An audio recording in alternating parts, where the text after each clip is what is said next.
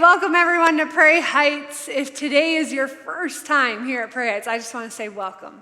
My name is Beth, if I haven't had the chance to meet you, and we have been in a Christmas series called Forget Christmas. And what does that mean? That means that you and we're going to be so intentional and so focused throughout the month of December, and we have been, right? If you've been around, we have been, and we've been eliminating and letting go of distractions in our life and all the to-do list and all the things that come along with Christmas. That so often you and I flip the calendar to December and we start to get busy. We get busy with all the things, and some of those things are really important, but if we're honest, some of those things aren't as important, and we lose sight of what really matters, and by the end of it, you and I are saying, forget Christmas. I don't want to do that again. But instead, this year, we're going to make memories. We're going to make unforgettable memories this Christmas with the people that we love the most, and we're going to remember why we celebrate Christmas. And so if you were here on week 1, we talked about letting go of distractions, that we're going to focus on what's most important and be present with the people in our lives. Say no to some things. Everybody practice saying no. 1, 2, 3. No. Doesn't that feel good? Doesn't that feel real good, empowering? You can say no. The next week, we talked about letting go of bitterness. That was just last week. And we talked about the process of bitterness to healing. How do we find healing in things that have actually taken root in our life that maybe started as a disappointment but turned into bitterness? And what does it look like to become aware and accept and abide and appeal and ask God and invite Him into that healing? And many of us are in process in that one. If you missed either one of those messages, you can go back and watch. And today I have a question. If you've traveled via airplane any time in the past several years, you maybe have noticed, like I have, that the baggage fees for carry-on and checked bags continues to increase. Is that annoying to anybody else? Anybody else annoyed by checked bag fees and carry-on fees? Oh, it drives me nuts when I start planning vacations, and I love planning vacations. Let me tell you what also is really hard for me. There's this internal tension because I have two varying values. One of them, and when it comes to packing and all of that for vacations, one of them is I am too cheap to buy more than one checked bag. I will never buy more than one checked bag on a vacation.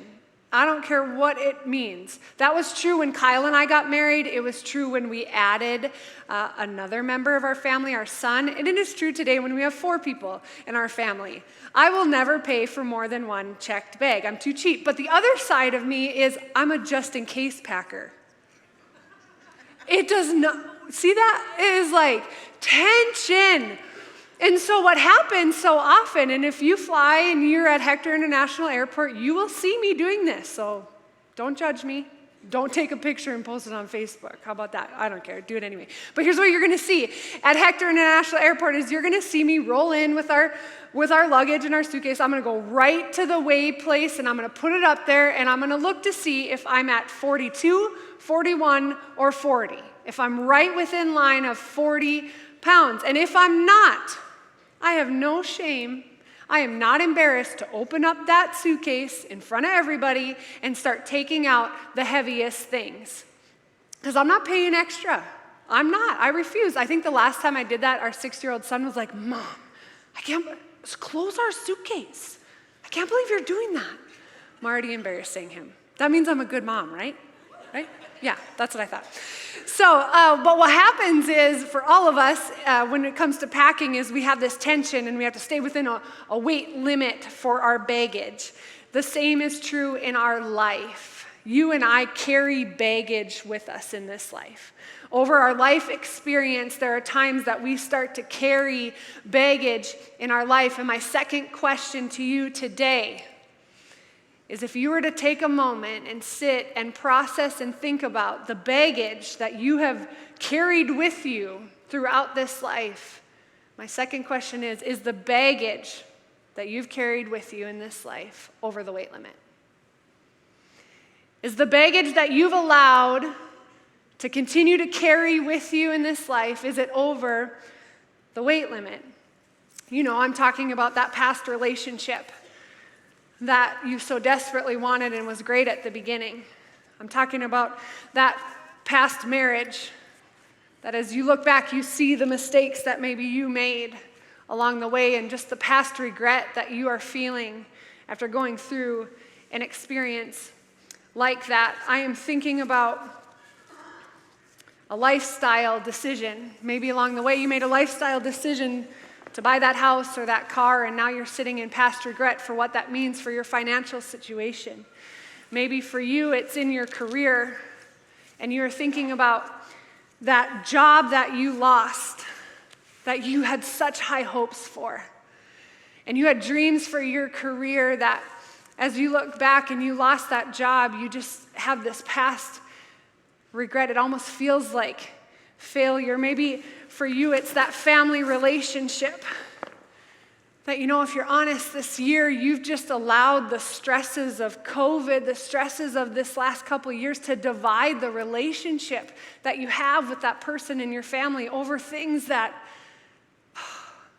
you know, if you really thought about it, shouldn't destroy your relationship. And you said some things that you wish you didn't say, and you did some things you wish you didn't do. Or maybe for you, you've been hoping to have a child enter your home, and you've had a missed adoption, or you just haven't seen that dream be fulfilled. And you think about the past mistakes and the past regret that you've been hanging on to, and if you were to think about it this Christmas season, it's just heavy. It's hard to hang on to. You've got all this baggage in your life that you've been holding on to. And over the years, you've added to it, but you haven't taken any baggage away. You've just added. And here's the truth. I pay a price. If I want to bring extra baggage, extra luggage, extra suitcases, more stuff with me on my vacation, I have to pay a price for that. I have to pay for extra check bags. I have to pay for more carry-on. I have to pay extra fees if I want to bring more stuff. You and I pay a price when we choose to carry the baggage of our life. And when we choose to carry it every day, we pay a price for that. But did you know that God wants something different? God doesn't want us to live our life like this, strapped up and heavy. He's got something else for us. See, God, He wants us to experience something different. And here's the thing, like if I was to step through this door, if I was to look on the other side of this door, God's got dreams for me and a future for me that if I knew what it was, I would do anything. I would do anything to make my way through this door. I would be filled with just holy anticipation, and I would be so eager to do anything I could to make my way through this door if I knew that on the other side of it, God had a different future for me. He had a future that I couldn't even imagine. But what so oftentimes happens in our life is that you and I are weighted down by the baggage that we've accumulated through the years and the experiences of our life.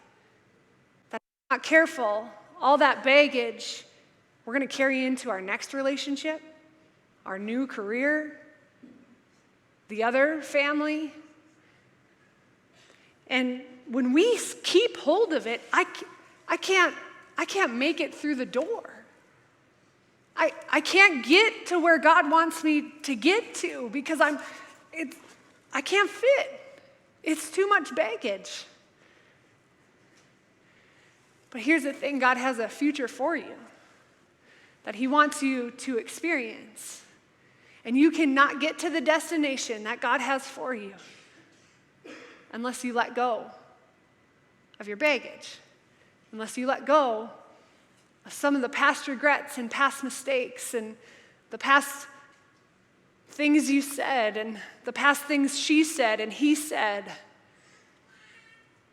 And you begin to understand that it's okay to repair. It's okay to move on.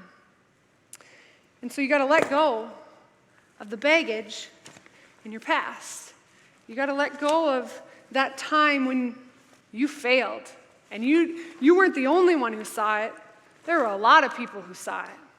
And you got to let go of that past marriage that you wished would have worked. But you know what? God might have something new and different for you in the future, but you got to be willing to let go so that you can step into the future that God has for you, because letting go of your past is going to free up your future. It's going to allow you to not feel so weighted down and so heavy. It's going to give you a lightness and an airiness and an ability to be able to actually see a future. And a future that not only you could just dream about, but a future that God wants for you. And when it comes to your future, you have no idea. You have no idea how God may choose to use your story for His glory. All the bloopers and blunders of your story, you have no idea how God wants to use that for your future. And so for assurance that you're not alone, that I'm not alone in some of our past mishaps and mistakes, we're going to go through a story, and it's in the Old Testament. So the Old Testament is everything before Jesus. New Testament is Jesus's life and afterwards. We're going to talk about a story in the Old Testament. It's found in the book of Joshua. And if you've got your Bibles, go ahead and open to Joshua chapter 1. You can pull out your Prairie Heights app, and you'll find the notes. They will also be on the screen. But I want you to go ahead and follow along. We've got a few chunks of scripture that I'm going to tell the story, and we're going to be reminded, because if you're constantly in God's word, do you know one of the things that my prayer is for you is that you are constantly reminded that there's a whole lot of failure in here. There's a whole lot of people who they made mistakes, who had a past, who sinned big, yet God was faithful. Yet God remains faithful through the whole story. So let's jump into Joshua 1. And as we get going, I want to build a little context. So God gave Moses a vision to lead the people into the promised land. Moses never got to be the one to lead the people into the promised land, but Moses' aide, his name was Joshua. And God called Joshua and said, you are going to be the one. You are going to be the leader that is going to lead this nation into the promised land. And here's what the message that Joshua gets from God. And we find it in Joshua 1. It's verses 5 and 6. And as I read this, I want you to know that this is also for you.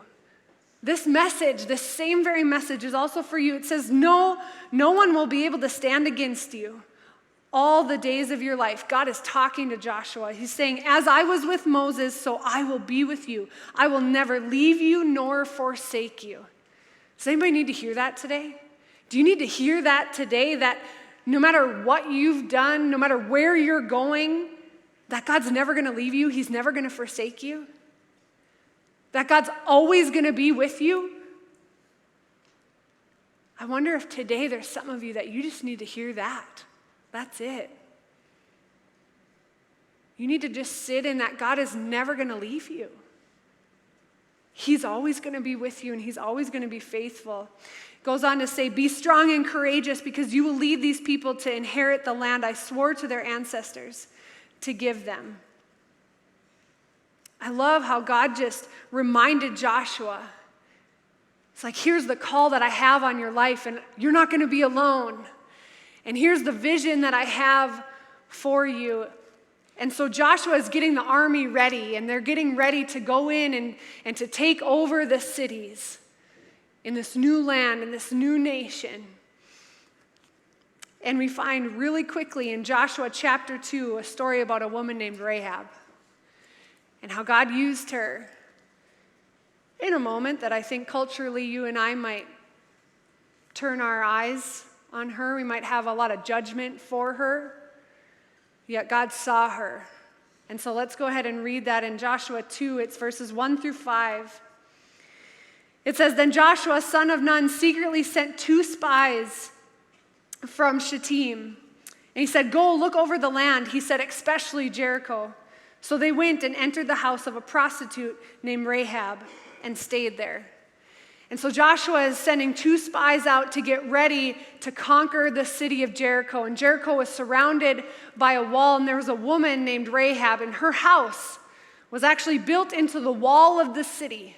Do you want to know why? It's because of her profession. And her profession was she was a prostitute. And so people had easy entry into her home, and they were able to access her home very easily given the location. Do you want to know how God used her location? As Joshua sent the 2 spies to Rahab's home, it was the perfect place for the 2 spies to be able to experience and see all they needed to see, for Joshua to fulfill the mission that God had for him. And so we've got the 2 spies that are in Rahab's house.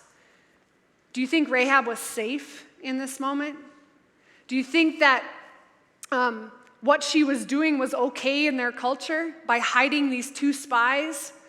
It was not. Let's keep reading. "The king of Jericho was told, 'Look, some of the Israelites have come here tonight to spy out the land.' So the king of Jericho sent this message to Rahab and said, 'Bring out the men who came to you and entered your house, because they have come to spy out the whole land.'" And so the king is telling Rahab, "You better tell me where they are and tell them to come out. And we're about to take care of these spies being in our city." It says, "But the woman had taken the 2 men and hidden them. She said, 'Yes, the men came to me, but I did not know where they had come from. At dusk, when it was time to close the city gate, they left. I don't know which way they went. Go after them quickly. You may catch up with them.'" In that very moment, Rahab made a choice. And if they had searched her house, every last spot of her house, they would have found the 2 spies, which would have meant that she would have been in grave danger. Yet in this moment, she chose to tell the king that these spies had gone, and she let the spies stay in her house. And it was because of her exact profession, that she was a prostitute, that people didn't think too much of it, that these 2 men would have stopped at her house. Let's keep reading in Rahab 2, verse 8 through 11. It says, "Before the spies lay down for the night, she went up to the roof and she said to them, 'I know that the Lord has given you this land.' Rahab had heard some rustling and some rumbling and had heard from others that the Lord is moving and God's people are moving and they're moving into our cities. And so she had heard the faithfulness of this God and how powerful this God was. And she's saying, 'I know that the Lord has given you this land and that a great fear of you has fallen on us, so that all who live in this country are melting in fear because of you. We have heard how the Lord dried up the water of the Red Sea for you when you came out of Egypt, and what you did to Sihon and Og, the 2 kings of the Amorites east of the Jordan, whom you completely destroyed.' And then she says, 'When we heard of it, our hearts melted in fear, and everyone's courage failed because of you. For the Lord your God is God in heaven above and on the earth below.'" That last verse when Rahab says, "For the Lord your God is the Lord of heaven and the earth below." Rahab is expressing her belief in the God that they follow. By her lying to the king and hiding the spies, she's showing her faith in God in that moment. And Rahab asks, after this whole story kind of wraps up, for this part of it, Rahab asks that her family be spared. When it's time that Joshua and the armies come to destroy the city of Jericho, she asks that her family be spared. And that was true because of her faith, because of her obedience, because of her courage. In that one moment, her whole family was spared. Here's what I also want to unpack in that. I wonder what it would have felt like to be Rahab. I wonder what it would have felt like in that moment. And I wonder if when she woke up each morning and when she knew that she was living a life that other people would pay to use her body, I wonder what her worth felt like. I wonder if she was filled with shame and unworthiness. I wonder if she was filled with defeat. I wonder if she had any ounce of confidence in who she was as a person. So before God, we have Rahab, who is living this life that also as a woman in that culture couldn't have been a very great life in a lot of ways. And there's a lot of things that she could feel shame about, that she could have heavy feelings about when she thinks about her past. And so I imagine that as Rahab. And then I think about Rahab after God. And after this moment, and I think of a Rahab who, after God, she sees that she has purpose. She sees that she has value beyond what she can give. She sees that she is worthy simply because she is a daughter of God. And in a moment, when she could have lost her life, she chose to follow in obedience to God. And how she must have saw herself before that moment, and how she must have saw herself after that moment. And I wonder for you and I, when you look in the mirror in the morning, when you look at yourself in the mirror in the morning, do you see who God sees? Do you see the version of you that God sees? I think so often you and I have our own picture of who we are, and it's filled at times. It's filled with our past regret and past mistakes and things we wish we wouldn't have said or done. And we see sometimes the unworthiness looking back at us in the mirror. And if God were to be in that room with us when we look in the mirror, his picture of who he sees, a son and a daughter who is worthy, who is valuable, who you can't do anything. There is nothing in your past that you could do or not do that would separate you from the love of God. And if God could just have a second with you to look at you and to say, I love you, my daughter and my son. You are worthy and you are valuable. I think those two things, the more time we spend with God, the closer those two images of ourself become. When we let go of our past and our baggage and we drop it behind and we pick up God's future for us, and we actually believe. We believe in the future that God has for us, and we don't know what that is. And I was reminded today. I was out in the lobby after the 9 o'clock service, and out comes two familiar faces with their 4 kids. And she walks up to me and she says, do you remember me? I said, of course I do. You and your husband. She says, we went to college together. I'm like, yeah, we did. And they came here to Prairie Heights for the first time. And they even had a little dialogue about, like, is that Beth? Is that the Beth we went to college with? The one who played basketball? They Googled me because he's like, that's not Beth. That's not the girl we went to college with. And he's like, yeah, it is. And in that moment, I was reminded of God's faithfulness. Those two for me. And there was a lot of good things that happened for all of us through those college years. But I'll tell you, if I was to list out some of my regrets, some of the decisions that I made and the spaces that I put myself in, it's inside those years. And they're shocked to see that I'm a pastor. I'm shocked to see that God gave me a future that I couldn't create. I couldn't imagine. That same God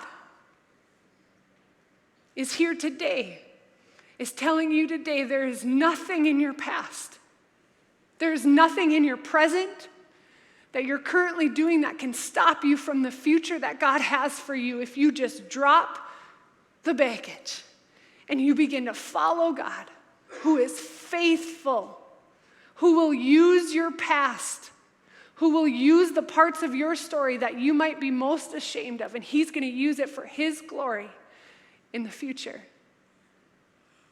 That's the God that we celebrate as we get around to this Christmas time.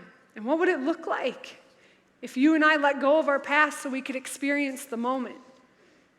And we could really be freed up to obey the steps that God has for us in the future that he has. See, in the New Testament, Rahab is named 2 different times. One of them is in the book of Hebrews. And in the book of Hebrews, it's kind of like the Hall of Fame.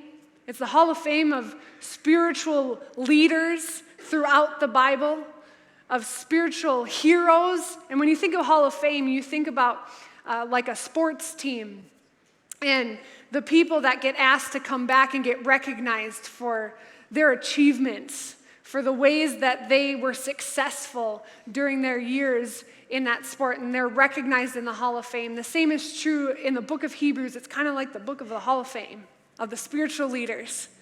And not everybody's named in that book, but do you know who is? Rahab. And I bet if you were to be in the culture and if you knew Rahab, if you lived in Jericho and you knew Rahab and you knew what she did and you had a picture of who she was in your mind, there's no way you would have thought she's going to be in the Hall of Fame of spiritual leaders thousands of years later. But God can do that. The other place that we see Rahab is in James 2:25-26. It says, "In the same way was not even Rahab the prostitute considered righteous for what she did when she gave lodging to the spies and sent them off in a different direction. As the body without the spirit is dead, so faith without deeds is dead." Rahab had heard about all the faithfulness of all these people before. And in a moment, she had a decision to make, and she chose to hide the spies. She made that decision, and she was faithful, and she was obedient. And then we see later how she was recognized for that faith. And what I want you to know today is that God's grace is bigger than your sin. God's grace can cover any ounce of sin that you have lived, that you are living. Your story isn't over. It may be just beginning. But you got to believe that God has something for you in the future. And the truth is that you can't change your past. There's nothing that you can do to change your past, but God can give you a new future. God can give you a new future. And what would it look like if this year was the year, if this Christmas was the Christmas, that you decided to drop some baggage in your life so that you could be freed up to see the future that God has for you? What would it look like if you just took one little step there? So I'm going to talk about some practical next steps for just a minute here. How do we do that? How do we drop the baggage in our life? How do you let go of your past and free up your future? How do you and I do that? Well, the very first step that I think we need to take is we got to go back over to this door. And what we have to do is we need to walk past our baggage. We need to drop our baggage. We need to put it in a pile. And then we need to close the door. And what's important for us to know is that you can still see the bags, right? And that's our life. Like, our past is our past. And it's not going to just erase. But you can close the door in such a way that it doesn't have this kind of grip. It doesn't have this kind of grip on you anymore. Close the door to this grip. Let your past go. And there's going to be moments that some of those pieces of baggage are going to ripple in to your new relationships, to your new career. But because you don't have a grip like this anymore, it doesn't control you. Your past doesn't control you. You're actually freed up to be healed, to hear from God, to connect with God. So what I want you to do this week, and might be really painful for some of you, do it anyway. Like, this is the work. You don't just automatically have a great Christmas, and you don't just automatically be able to be present with the people you love the most. Like, it requires you have to do the work. And when I mean do the work, I mean internal work, so that you can show up different, so that there's something that God restores in you, that you can be different. And so what I want you to do is I want you to literally make a list of the baggage that you've been carrying, specific baggage that you've been carrying this year. And I want you to make a list, then I want you to burn it, and I want you to rip it up, put it in the garbage as just a way to say, like, God, I'm giving that to you, I'm releasing that to you. So close the door to your past. The second thing is to pray. I want you to go to God and to pray a prayer over your past baggage and make it really, really simple. I want you to pray a very simple prayer, and it can sound like this: God, I'm letting go of these things, and I'm asking you to help me to release my past. God, I need your help. I can't do it by myself. I need you to help me to release the things that I've been carrying. Because there's a reason I've been carrying it. And let's be honest, aren't there times in our life that we just get so comfortable sitting in the crap? I can't say a different word. Like, it gets just really comfortable. So we just choose to sit in it. Stop. Stop, because God has something better for you. This isn't it. You're not done. He's not done with you. Don't get comfortable in your crap. Don't just play the story in the pattern and like, well, this is just my life. Don't do it anymore.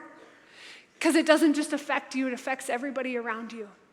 And God has a future for you. And so pray to God. Say, God, I need your help to release this baggage. I need your help to release my past. Number 3, open your eyes. Open your eyes real wide to right now and start getting really grateful and thankful for the people that He has brought into your life right now in this season. The people that He has brought around you. And tell them how much you appreciate them and how thankful you are for them. Open your eyes to the opportunities that God has given you right now. Be present in it. And don't be scared. Don't be scared to let go of the baggage. God will show you what's next, and the people around you are going to be people who are going to help you. Number four, start dreaming. Start dreaming.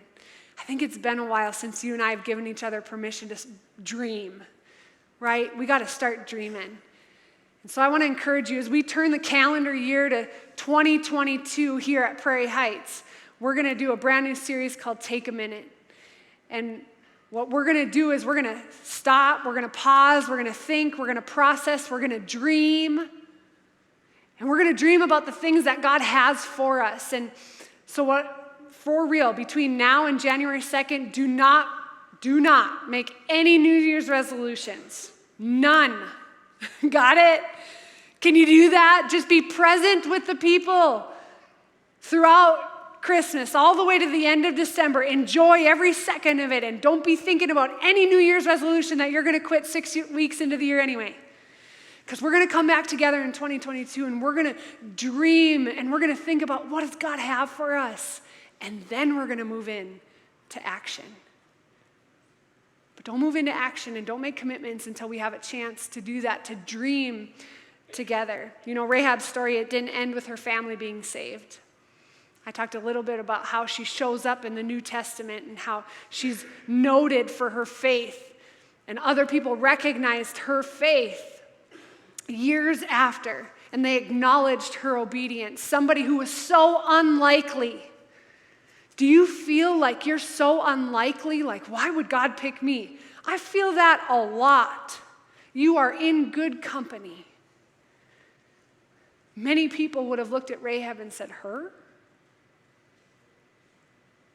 Don't allow Satan to trick you into thinking that you aren't worthy and you don't have value, because Rahab's story didn't end there. Do you want to know the very thing that you and I celebrate at Christmas, that God sent his one and only son, Jesus, as a baby, as a humble, vulnerable baby into this world on Christmas? We celebrate his birthday, that he came as fully human and fully God to save you and I, to give us a future. Do you want to know who's in the family tree of Jesus? Who's in the lineage and the genealogy of Jesus? Rahab. Rahab. What? If God can use her story, God can use your story.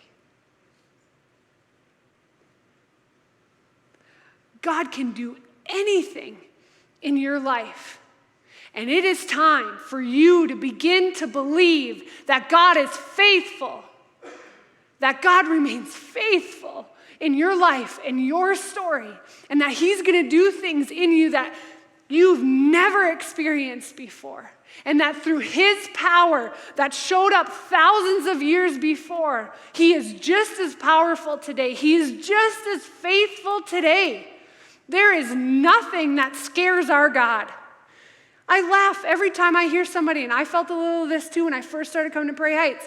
People say, like, I'm so scared to come to church, I feel like I'm going to start on fire. Have you ever felt that?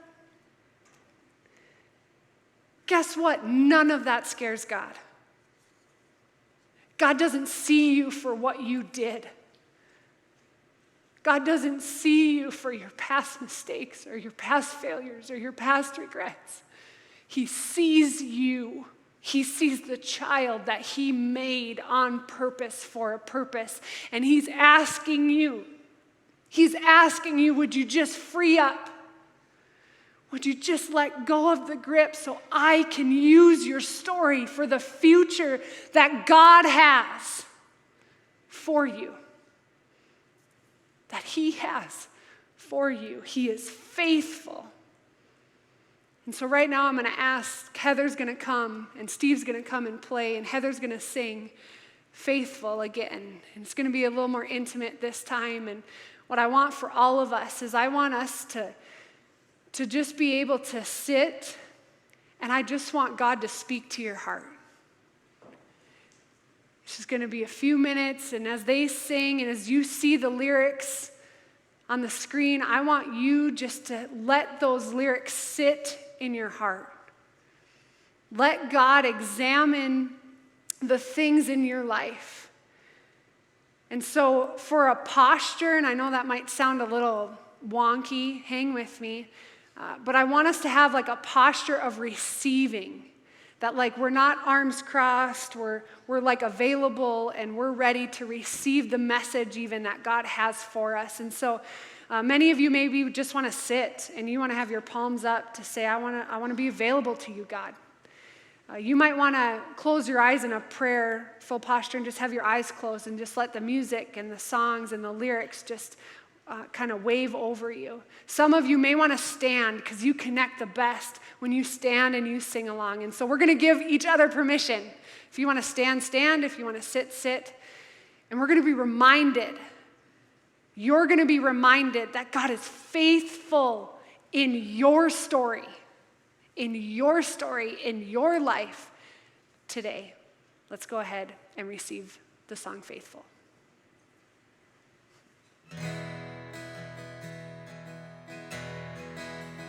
When I felt like the burden was more than I could hold,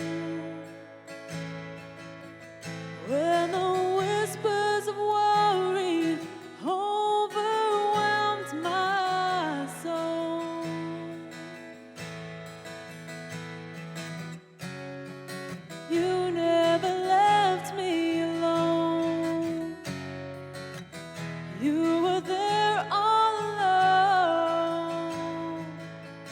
You are faithful. Why should my heart be afraid? You are faithful. I know you're not gonna change. You are faithful. Faithful.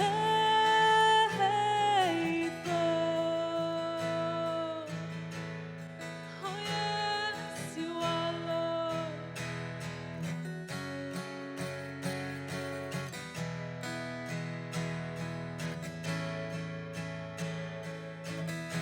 Oh God, my Father, how great, great is your faithfulness. Oh God, my Father, how great, great is your faithfulness. You are faithful. Why should my heart be afraid? You are faithful. I know you're not gonna change.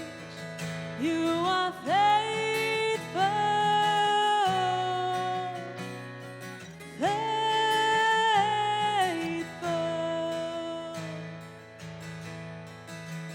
You are faithful. Why should my heart be afraid? You are faithful. I know you're not gonna change. So let's all go ahead and stand. And if you're with someone today, I want you to grab their hand. If you're on your own today, I want you to grab your own hand. And I want that feeling, that physical touch to remind you of God's faithfulness. I want you to be reminded that God covers you and He is faithful. Let's pray that today. God, thank you that you are faithful in our story. Thank you, God, that you never give up on us, that we could never be too far. That, God, you look at us in a way that nobody else does. That you see through and you see our heart. And God, I pray right now for all these people. God, would you keep doing what you're doing in their life? Would you remind them of your faithfulness? Would you help them to look back? And I bet if they did, it wouldn't be too far that they would see another time that you've been faithful. God, would you give us all the courage and the strength to live out the call that you have on our life, to be bold and courageous in stepping into that. And God, we're going to give you all the credit and all the glory as we live out, God, who you've called us to be. And this Christmas, like no other, we are going to see people. We're going to experience people. We're going to make unforgettable memories because of who you are and how we're receiving your love this Christmas. Thank you for your faithfulness. We pray all this in your name. Amen.